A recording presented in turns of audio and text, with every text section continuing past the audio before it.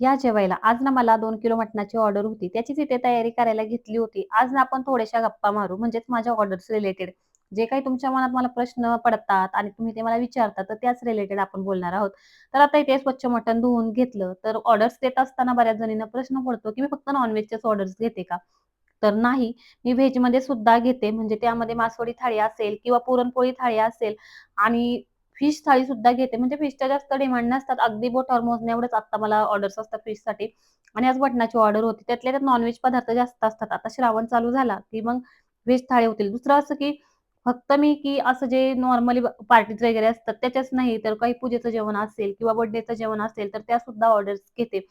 तर इथे सर्व तयारी चाललेली असताना दुसरं असं की लोणावळ्यात फिरायला आल्यानंतर जर तुम्हाला हायजीन मेंटेन करून अगदी कुठल्याही प्रकारचा फूड कलर वापरलेला नाही किंवा कुठलेही म्हणजे आपल्या शरीराला हानिकारक अशा गोष्टींचा वापर होणार नाही ह्याची काळजी करून आणि स्वच्छ सर्व जेवण केलं जातं आणि सर्व गोष्टींची तयारी जी आहे ना, तर त्याच दिवशी केली जाते. म्हणजे अगदी मला जो मसाला तयार करायचा आहे, प्रत्येक जेवणाचा मसाला हा सेपरेट तयार केला जातो.